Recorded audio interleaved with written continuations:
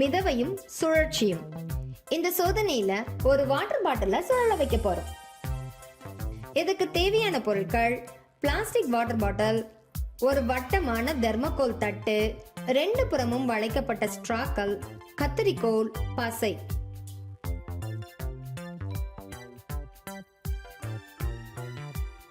கத்தரிக்கோலை பயன்படுத்தி பாட்டிலின் கீழ்ப்புறம் எதிரெதிரா 2 துளை போடணும்.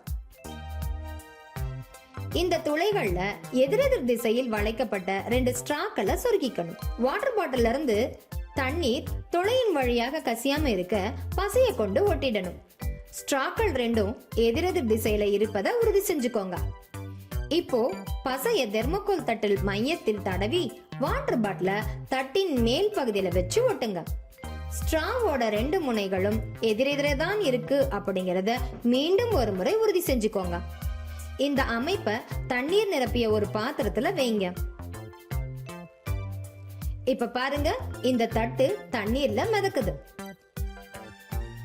நீங்க பாட்டில்ல தண்ணிய ஊத்துனா 2 உறிஞ்சு குழாய் வழியாக நீர் வெளியேறத பார்க்கலாம். அதனால உறிஞ்சு குழாயின் 2 முனைகளையும் விரலால் அடைச்சிட்டு பாட்டிலில் முழுசா தண்ணீரை நிரப்புங்க. இப்ப நீங்க விரல ஸ்ட்ரால இருந்து எடுத்துருங்க. தண்ணீர் 2 குழாயில இருந்து வேகமா வெளியேறும். இது மொத்த அமைப்பையும் சுழல வைக்கும். தட்டும் அதனோட சேர்ந்து பாட்டிலும் வட்டமாக எதிர் திசையில சுழல்வதை பார்க்கலாம். இத பார்க்கிறதுக்கு ஒவ்வொரு வினைக்கும் ஒரு எதிர்வினை உண்டு என்னும் நியூட்டனின் 3ஆம் விதியை ஒத்திருக்கிறத காட்டுது.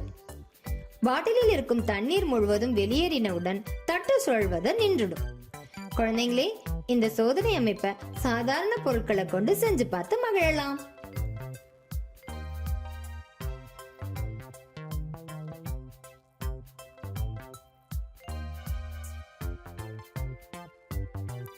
ஒரு ஸ்ட்ராவிலிருந்து வரும் நீர் பின்னோக்கி தள்ளப்படும் போது மறுபுறம் இருக்கும் ஸ்ட்ராவிலிருந்து வரும் நீர் நீரினை முன்னோக்கி தள்ளுகிறது. இதனால் அமைப்பு முழுவதும் சுழல தொடங்கும்.